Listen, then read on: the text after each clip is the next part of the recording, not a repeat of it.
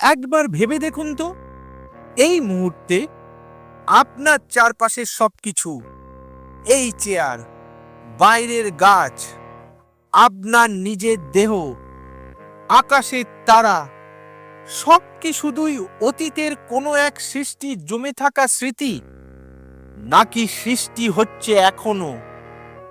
যদি তাই হয়, তাহলে সেই সৃষ্টির প্রক্রিয়া কোথায়?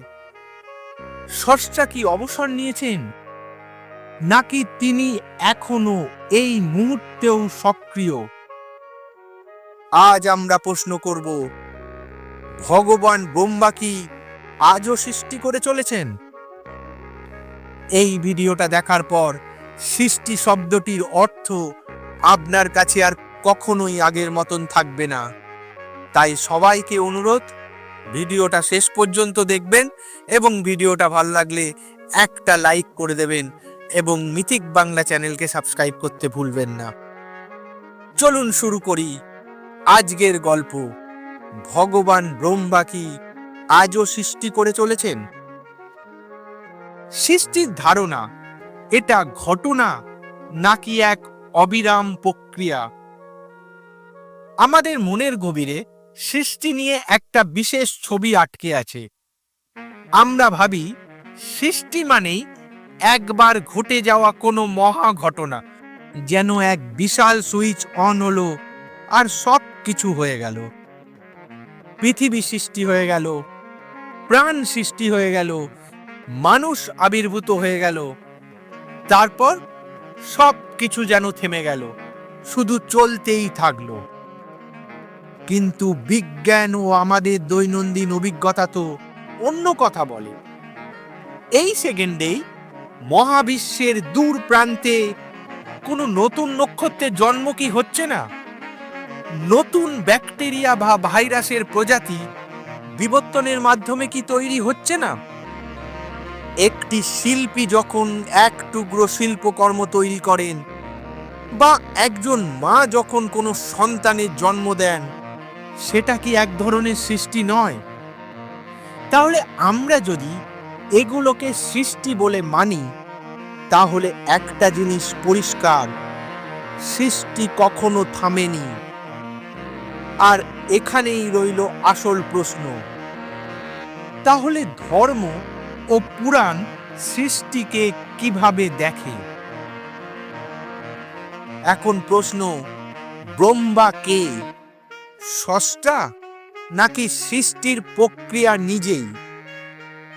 হিন্দু দর্শনের ত্রিদেবের ধারণায় ব্রহ্মা হলো সৃষ্টির দেবতা, বিষ্ণু হলো পালন বা রক্ষার দেবতা, আর মহাদেব হলো সংহার বা রূপান্তরের দেবতা।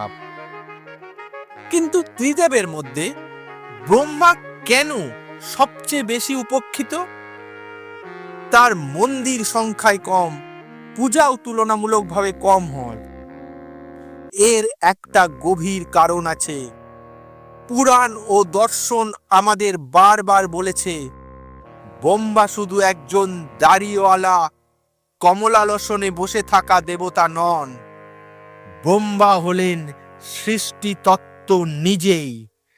তিনি সেই মৌলিক নীতি বা প্রক্রিয়া যার মাধ্যমে অস্তিত্ব রূপ পায়।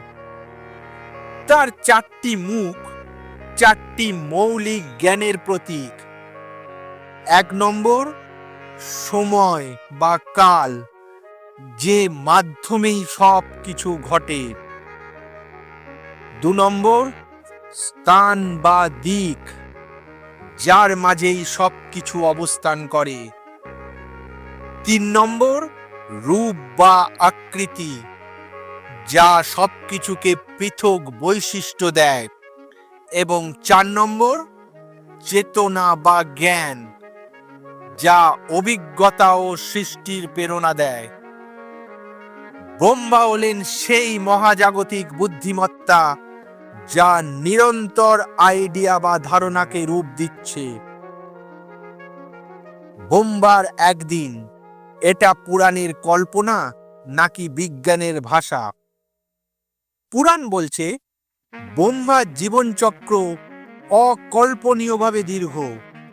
ব্রহ্মার একদিন হলো 4.32 বিলিয়ন মানব বছর। এই দিনটিকেই বলা হয় কল্প। এই সময় ব্রহ্মা জাগ্রত থেকে বিশ্ব সৃষ্টি করেন, এর বিকাশ ঘটান এবং শেষে তা ধ্বংসের দিকে নিয়ে যান। তারপর আসে সমান দীর্ঘ রাত, প্রলয়, যখন সবকিছু তাতেই লীন হয়ে যায়, বিশ্রাম নেয়, আবার নতুন দিনের জন্য প্রস্তুত হয়। এখন মজার ব্যাপার হলো, বিজ্ঞান কি বলে? বিজ্ঞান বলে পৃথিবীর আনুমানিক বয়স 4.54 বিলিয়ন বছর। সৌরজগতের বয়সও প্রায় একই।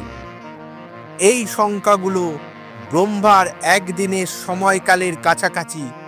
এটা কি শুধুই কাকতালীয়, নাকি প্রাচীন ঋষিরা প্রকৃতির চক্র, জন্ম মৃত্যুর নিদর্শন দেখে এই গাণিতিক কল্পনার মাধ্যমে সময়কে বুঝতে চেয়েছিলেন?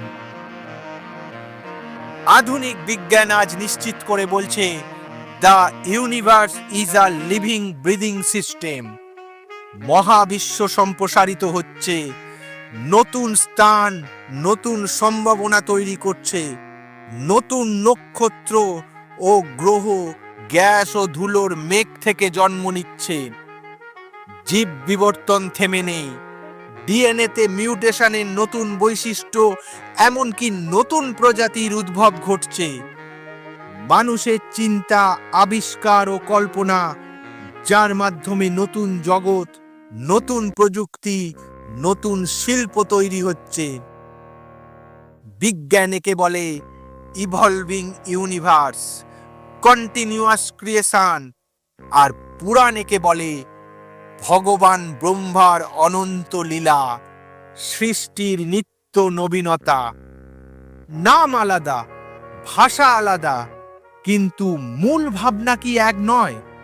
সৃষ্টি কোনো স্থির ঘটনা নয়, এটি এক চলমান, সদা পরিবর্তনশীল নিত্য। প্রশ্ন এখন, ভগবান ব্রহ্মা কি বাইরের দেবতা, নাকি আপনার অন্তরের শক্তি? উপনিষদের সেই চিরন্তন বাণী, যদ্ ব্রহ্মাণ্ডে তৎপিণ্ডে, যা মহাবিশ্বে আছে তা ক্ষুদ্র শরীরেও আছে। তাহলে ব্রহ্মা কোথায়? তিনি শুধু বহির্জগতে নন, আপনারই অভ্যন্তরে। যখন আপনি একটা নতুন আইডিয়া ভাবেন, তখন ব্রহ্মা সক্রিয়। যখন আপনি একটা কাজ শুরু করেন, সম্পর্ক গড়েন, কিছু গড়ে তোলেন, তখন ব্রহ্মা সক্রিয়। যখন আপনি কোনো জিনিস রক্ষা বা পরিচালনা করেন, তখন বিষ্ণু সক্রিয়। আর যখন আপনি পুরনো অভ্যাস, সম্পর্ক বা ধারণা ভেঙে নতুন কিছু তৈরি করেন, তখন মহাদেব সক্রিয়। ত্রিদেব আপনার বাইরের কোনো সত্তা নয়, তারা আপনার চেতনার তিনটি মৌলিক ক্রিয়াশীলতার প্রতীক। আপনি যখনই সৃষ্টিশীল হন, আপনি ব্রহ্মার সাথে একাত্ম হন। তাহলে ব্রহ্মার মন্দির কম কেন? পুরাণে একটি গল্প আছে, ব্রহ্মা ও বিষ্ণুর অহংকার ভাঙতেই মহাদেব রুদ্র রূপে আবির্ভূত হন। এর একটি গূঢ়ার্থ হল, সৃষ্টিকর্তা হিসাবে অহংকার করায় ব্রহ্মার অপূর্ণতা।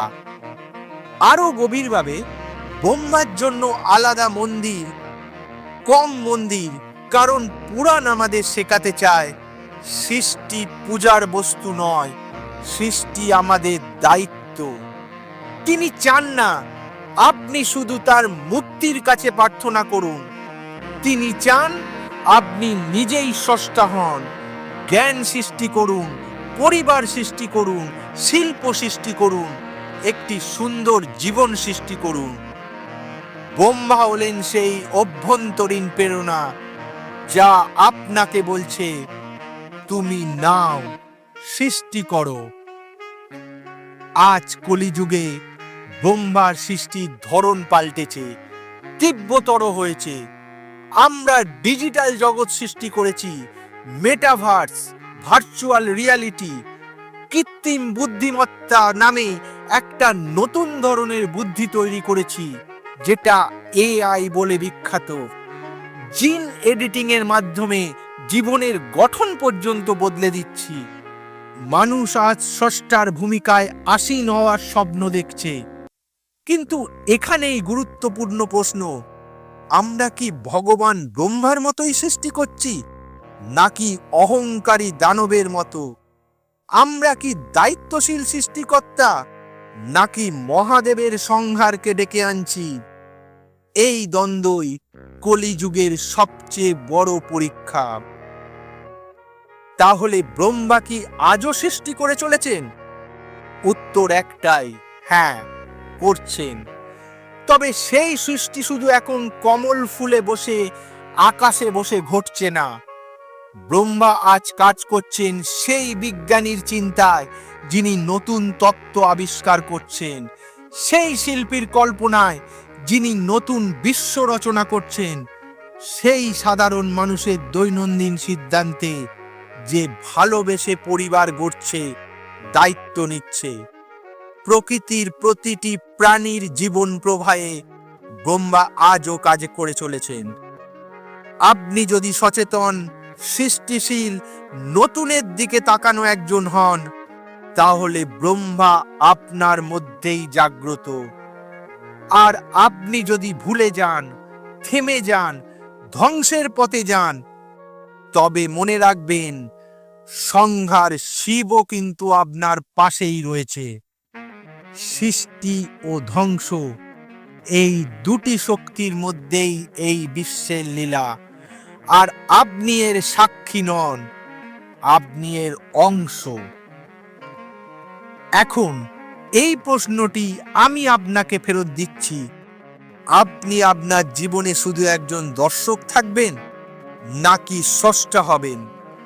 আপনার কি মনে হয়, ব্রহ্মা আজও সৃষ্টি করে চলেছেন? আপনার জীবনে ব্রহ্মার উপস্থিতি আপনি কোথায় দেখেন? নিচে কমেন্টে আপনার চিন্তা শেয়ার করুন। আর ভিডিওটা ভালো লেগে থাকলে একটা লাইক করবেন, বন্ধুদের সঙ্গে শেয়ার করবেন, এবং পুরাণের আরও এরকম গুরু রহস্য জানতে মিথিক বাংলা চ্যানেলকে সাবস্ক্রাইব করতে ভুলবেন না। মিথিক বাংলা, যেখানে পুরাণ জীবন্ত হয়।